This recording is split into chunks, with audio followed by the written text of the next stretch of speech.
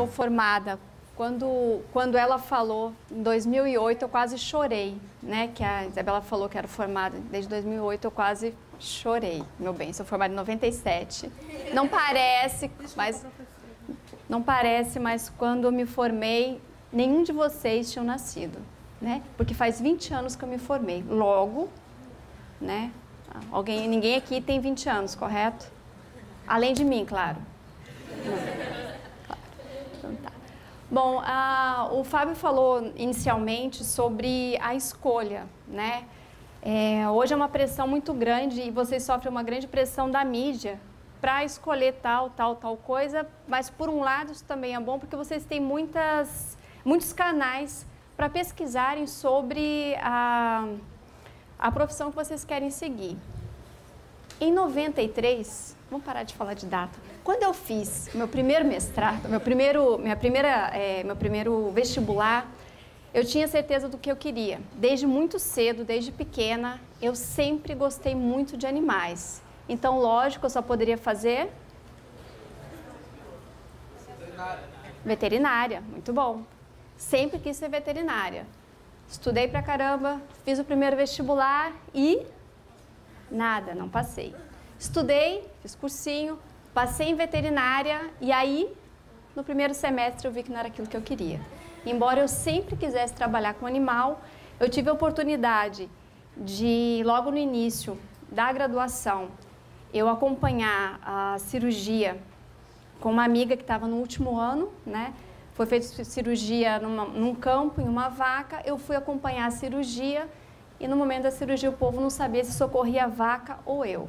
É lógico que o povo socorreu a vaca e eu caí no chão, né? Logo, então, eu vi que não dava para aquilo. Então, eu acabei ficando na área. Estudei de novo, prestei novo vestibular e passei para biologia, né? Falei assim, hoje com a experiência de vida que eu tenho, talvez eu fizesse medicina veterinária. Há 10 anos atrás, talvez eu pensasse em fazer, porque ela me daria um leque um pouco maior de trabalho com o que eu já trabalho hoje. Mas são etapas da vida da gente, né? Sou bióloga, amo o que eu faço, adoro, e eu continuo trabalhando com animais e com a área que eu sempre quis trabalhar, que é realmente com o manejo de animais silvestres. Então, vamos falar um pouquinho da profissão, né? Tem pessoas que confundem, não sabem se biologia e ciências biológicas são a mesma coisa, e história natural. História natural surgiu também há muitos anos atrás, nem eu tinha nascido. Aí alguma coisa que aconteceu antes de mim. Então, eu nem tinha nascido, e a história natural, ela foi, na verdade, a precursora da biologia, né? Mas era um curso mais voltado para a filosofia.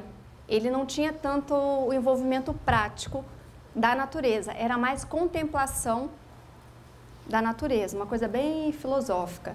Ela foi se desdobrando e se transformou no que é hoje biologia ou ciências biológicas, né?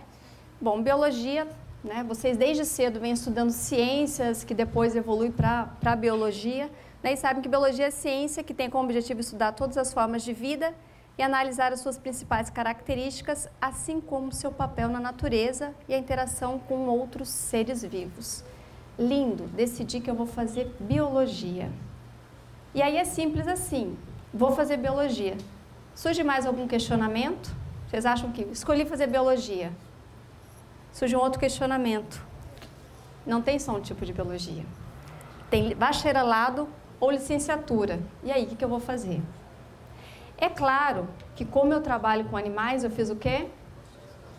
Muito bom, fiz licenciatura, né? Que não tem nada a ver com o bacharelado. Então, já explico o porquê. Bom, bacharelado, explicando para todos, ele é um curso com 4 anos de duração, ele tem um estágio obrigatório e no final dele o aluno ele tem que apresentar um trabalho de conclusão de curso chamado de TCC ou monografia. Então, durante o período que ele está fazendo essa graduação, é interessante que ele veja dentro do leque de opções que a graduação oferece, algo que lhe interesse, para ele já desenvolvendo algum trabalho científico, porque no final, obrigatoriamente, ele vai ter que apresentar esse trabalho de conclusão de curso. É um curso que tem bastante aulas práticas e aulas de laboratório. Então, uma pessoa que vai estar diretamente ligado ao campo. E a licenciatura, ela também tem 4 anos de duração e na licenciatura é dado um enfoque menor na questão científica e um enfoque maior na questão pedagógica, né? Então, é um curso voltado, geralmente, para quem vai ser professor, né? Teoricamente, quem faz licenciatura é formado para ser professor. Teoricamente. Eu fiz licenciatura. Na verdade, o meu curso, como em vários outros que tem no Brasil, não são em todas as universidades, mas em muitas universidades se oferece a possibilidade de se fazer os 2 cursos juntos, licenciatura e bacharelado, e ao invés do curso ser em 4 anos, ele é em 5 anos. Não são todas as universidades que oferecem essa possibilidade. Mas quando eu entrei no curso, o meu curso tinha a proposta de ser licenciatura e bacharelado, mas o bacharelado nunca foi oferecido e eu fiz só licenciatura. Então, fui formada para ser professora. E aí, você deu aula? Dei. Dei aula 1 ano da minha vida para ter certeza que era isso que eu nunca mais queria fazer na minha vida, né? Então, eu dei aula no sistema Anglo de ensino, dei aula de laboratório, que era até uma coisa mais light do que você estar em sala de aula a todo momento, mas eu vi que um dia eu ia acabar matando o aluno ou explodindo o colégio. Então, eu achei melhor realmente voltar para aquilo que eu gostava, que era a questão de estar realmente trabalhando com fauna, né? Mas aí, beleza, você escolheu que quer fazer biologia, você já escolheu que quer fazer licenciatura ou bacharelado, e aí surge uma outra questão dentro da sua formação. Só falar em relação à grade do curso. Bom, obviamente, eu não coloquei toda a grade do curso, né? Mas quem foge das exatas e vai falar, vou fazer biologia, vou fazer veterinária porque eu odeio matemática. Eu fui nessa, eu tenho pavor de matemática. O que aconteceu? A pessoa teve que estudar estatística. Quem estuda estatística tem que saber matemática. Até hoje eu não sei como eu passei, porque eu continuo não sabendo matemática. Então tive que fazer estatística, física e biofísica, química e bioquímica. Eu penei na graduação não.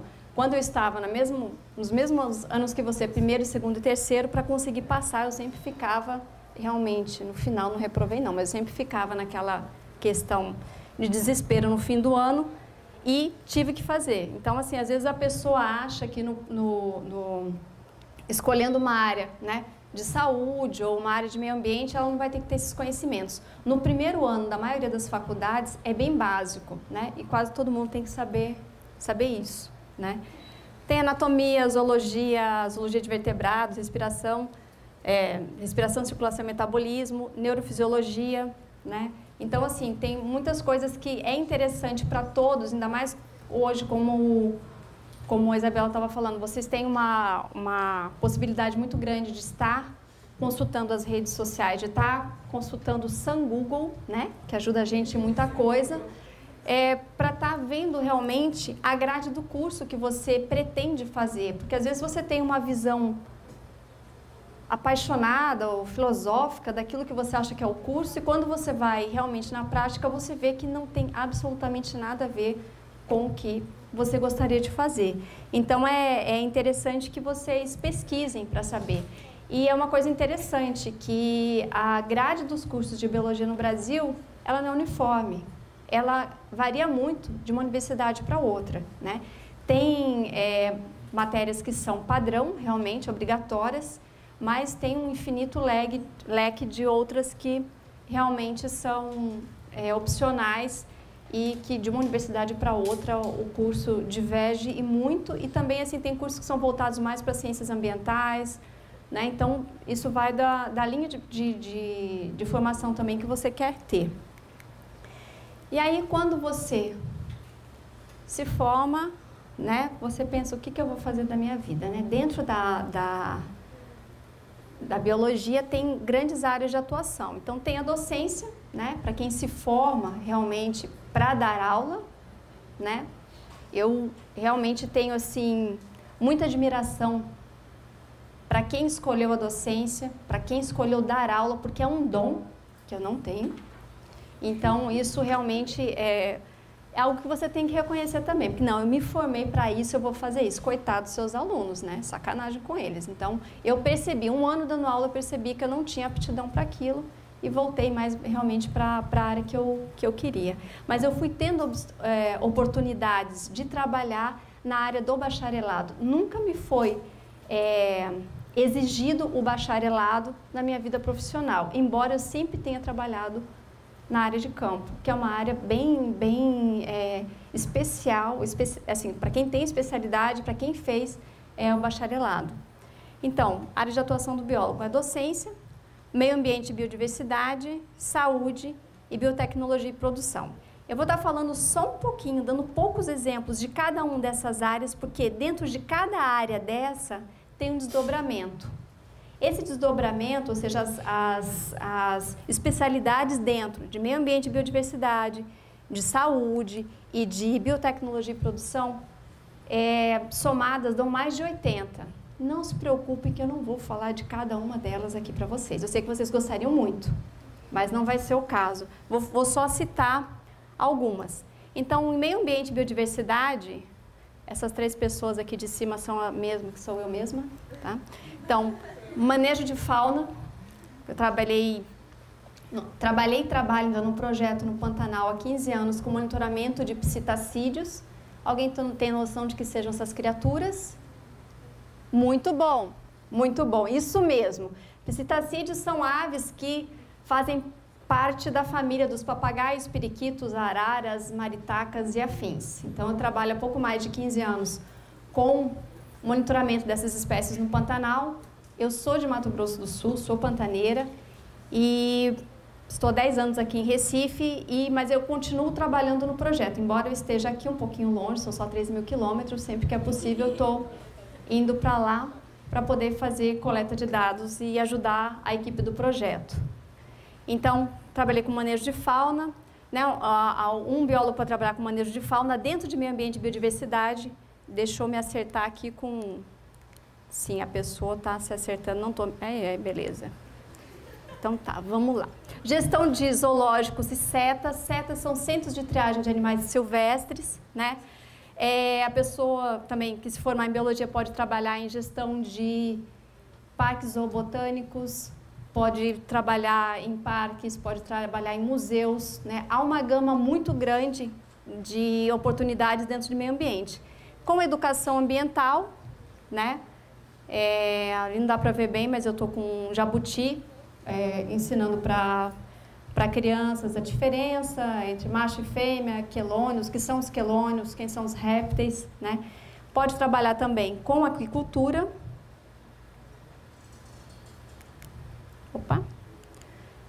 Com microbiologia, com biologia forense. Eu já vi que tem gente aqui que é chegado no CSI, não tem não?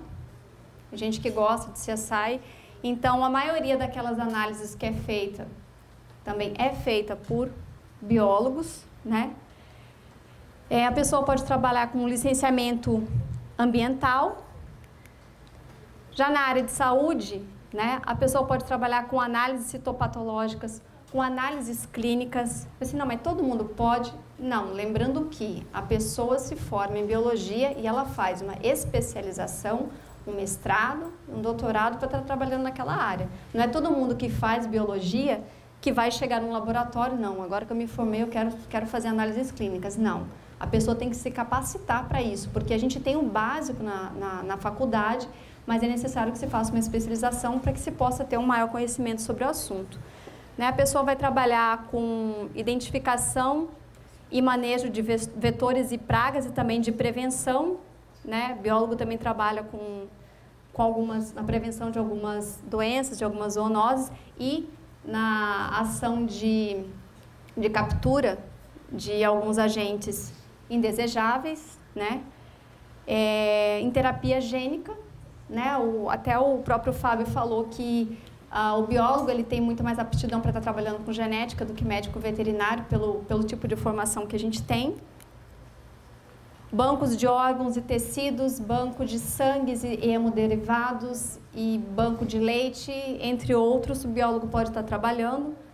Pode trabalhar com bioensaio e testes em animais, né? Que eu não acho que seja uma coisa legal, mas alguém tem que fazer isso, fazer teste em animais para estar testando produtos que nós consumimos. Biotecnologia e produção, que é um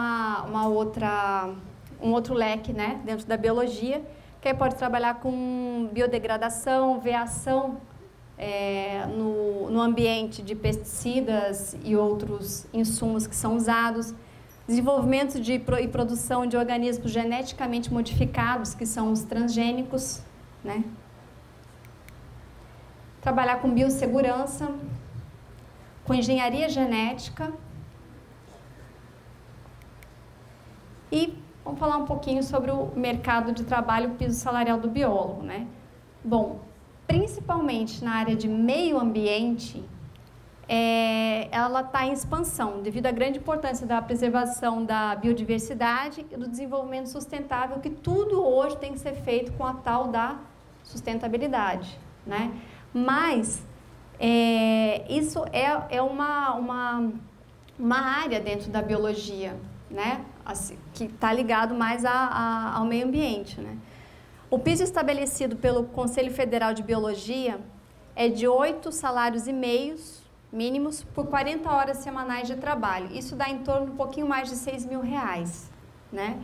E de 6 salários mínimos por 30 horas semanais. Isso assim, todo biólogo que se forma, que já tem pelo menos uns 10 anos de trabalho, vamos assim dizer, que já tem uma carreira consolidada, ele ganha 8,5 salários mínimos por 40 horas? Claro que não, né? É muito complicado no mercado de trabalho de hoje, ainda mais na crise que a gente está vivendo. Há uma demanda muito grande por profissionais, mas também há criaturas que não querem empregar esses profissionais de uma forma adequada, pagando, na verdade, né, o piso salarial. Então, eu conheço muita gente que se formou, fez mestrado, fez doutorado, fez pós-doc e consegue arrumar emprego, só que o empregador não quer pagar a sua titulação. Então, a pessoa fez mestrado, fez doutorado, quantos anos estudando e ela não consegue. Isso é uma regra? Obviamente que não, estou desanimando ninguém, né? Tem profissionais ótimos, bem-sucedidos, que conseguem realmente ter o seu espaço no mercado de trabalho. Então, assim, tudo é uma questão de oportunidade, né? Então, assim, como todos aqui falaram, a questão é estudar muito, é se qualificar para você ser uma pessoa diferenciada, você ser o cara dentro do mercado de trabalho, que aí fica muito mais fácil de você ter uma posição diferenciada, né? E vou mostrar só um pouquinho da minha experiência profissional para vocês. Então, né, essa é a espécie que eu mais trabalhei, que é o papagaio verdadeiro, que é o papagaio comum, né, o papagaio falador, na qual o projeto que eu estou há pouco mais de 15 anos. E quem trabalha com animal, vou fazer biologia, eu adoro bichinho, eu vou trabalhar com bichinho. Então, escolha bem, veja o bichinho que você quer trabalhar, porque se você detesta acordar cedo, esqueça trabalhar com aves. A não ser que você vá trabalhar com coruja, né? Ou morcego, que não é ave, mas é um mamífero noturno. Por quê? Aqui o dia está amanhecendo, eu já estava terminando o meu trabalho embaixo, olha a cara amassada da pessoa. Ou seja, você tem que estar no campo antes dos animais acordarem, antes do sol nascer. E não é todo mundo que tem essa disponibilidade, né? Então, assim, você tem que acordar muito cedo, você tem que estar acompanhando aquele bicho quando ele está começando o dia dele, né? E é um trabalho realmente na qual você tem que ter muita dedicação, né? Tem momentos de contemplação também, né? Você ficar entre um trabalho e outro, entre um momento de uma coleta de dados e outro, você ficar observando o Pantanal, observando os animais, é algo maravilhoso. Então, aqui coleta de dados, coleta de sangue, coleta de penas dos animais. Vocês sabem como é que a gente consegue diferenciar um papagaio macho e um papagaio fêmea? Não, gente, não é vendo se um está com batom e o outro está assim. Não é assim. Só há uma forma de você determinar, na verdade duas, que é a análise genética, onde você coleta material ou sangue ou pena para que se possa fazer um mapeamento genético, saber se esse animal é macho ou fêmea, ou através de cirurgia, né? Eles não apresentam o que a gente chama de dimorfismo sexual, ou seja, a diferença entre o macho e a fêmea. Então, muitos animais, né, praticamente todos, da família dos papagaios, das araras, né? Com exceção de alguns animais exóticos, alguns papagaios exóticos, que você consegue realmente ver a diferença, porque é muito diferente a cor do macho e da fêmea. Mas os que nós temos aqui no Brasil, basicamente todos são iguais, não há diferença entre macho e fêmea, então é necessário que seja coletado material. Cadastro de ninhos, né? Eu sei que é um trabalho também de coleta de dados, cadastrando ninhos, fazendo anotação de animais que passam voando, levantamento de fauna. Isso aqui foi um trabalho do Zoológico Dois Irmãos, né? Eu trabalhei no Pantanal e trabalhei 1 ano e 6 meses, até o ano passado, final do ano passado, eu estava trabalhando no Zoológico de Dois Irmãos. Essa criaturinha ali da primeira foto é a mesma da última. É uma marianinha de cabeça amarela. Esse animal foi retirado do recinto praticamente morto. E aí entrou a questão do biólogo, de estar cuidando desse animal, de estar alimentando esse animal, porque ele tinha só 4 dias de vida, para que ele pudesse sobreviver. Ele foi atacado por outra ave no recinto, teve uma lesão permanente no bico. Se vocês olharem na foto do meio, ele tem uma deficiência no bico, falta um pedaço do bico dele, e ele ficou por meses em reabilitação até que a gente pudesse ter o sucesso de ter o animal sadio. A lesão ficou permanente, né? Ele tem uma lesão permanente no bico, mas o animal ficou sadio. Esse é o pota, hipopótamo do zoológico. Quem já foi lá conhece essa criatura. E eu fazia um trabalho diário com ele de condicionamento, que como ele tem um problema sério bucal, todo dia é necessário fazer uma limpeza nos dentes dele. Quem faz isso? Biólogo. Então, eu fiz um condicionamento. Eu ensinei o animal a abrir a boca e ficar com ela aberta, sem que ele fechasse na minha cabeça, obviamente, para que eu pudesse estar fazendo essa limpeza todos os dias, né? Era necessário limpar os canais dentários dele. E também aqui eu estou conversando com o público. Tinha um público, era um final de semana, e aí a gente faz a orientação também para o público, né, do trabalho que é feito com o animal. E biólogo tem que gostar de qualquer tipo de bicho. Eu tenho pavor de aranha, mas às vezes é necessário para estar fazendo alguma limpeza, para estar trabalhando em algum biotério, alguma coisa, é necessário você perder o medo e pegar em alguns animais. É claro que ela só chegou até ali, depois eu joguei ela no chão e alguém pegou, né? Mero detalhe. Ela subiu na minha cabeça. Não tem, imagina um pânico que a pessoa passou. E hoje eu saí do Zoológico Dois Irmãos, eu trabalho na Secretaria Estadual de Meio Ambiente, continuo trabalhando na área do manejo de fauna. Vendo agora, vejo que essa foto não ficou tão boa, mas esse grupo de pessoas são trabalhadores rurais de Água Preta. Eu estou trabalhando com um grupo de trabalho, estou coordenando um grupo de trabalho lá na região de Água Preta, porque nós temos aqui no estado, especificamente na cidade de Água Preta, o último grupo de macacos guariba, que é uma espécie ameaçada de extinção, é vulnerável. E aqui em Pernambuco só tem um grupo desses animais, com 14 indivíduos, lá em Água Preta. Então foi montada uma força-tarefa com várias instituições que tem aqui, Cipoma, Polícia Federal, CPRH, IBAMA, para a gente tentar salvar essa espécie aqui do estado. Não é que ela esteja ameaçada no Brasil, ela está como vulnerável no Brasil, mas aqui no estado só tem 14 indivíduos, e aí se a gente não conseguir realmente fazer algo para evitar, ele será extinto aqui em Pernambuco. E obrigada para vocês, boa sorte. Esse é aquele animalzinho, lembram? Aquele feiozinho lá do início. Eu saí do zoológico, ele saiu comigo, né? Eu, desde o início do meu trabalho lá, o nome dele é Mope, né? E desde o início do meu trabalho com ele tem 1 ano e 4 meses, ele ficou muito apegado a mim, porque eu acabei tendo que levar o animal direto para casa, porque ele foi alimentado por sondas, né? A gente acabava levando alguns filhotes para casa, principalmente de mamífero, eu tinha que acordar de 2 em 2 horas para dar mamadeira, isso é uma delícia, né? Então, o que acontece? Você acaba ficando muito ligado ao animal, o animal ligado a você. E pelas limitações que ele tem, eu hoje estou tentando a guarda desse animal. Então, ele está comigo, eu tenho autorização para estar com ele, é uma espécie que não é ameaçada de extinção, né? E é também é um fruto do meu trabalho, porque esse animal, com certeza, ele teria morrido se ele não tivesse tido todo o empenho que se teve em ficar com ele o tempo todo, em estar aquecendo o animal e ter feito com que ele sobrevivesse. Eu espero que vocês, realmente, quem tiver mais curiosidade, dá uma entradinha no Sun Google, pesquisa bastante sobre biologia, veja a área que mais te interessa hoje, né?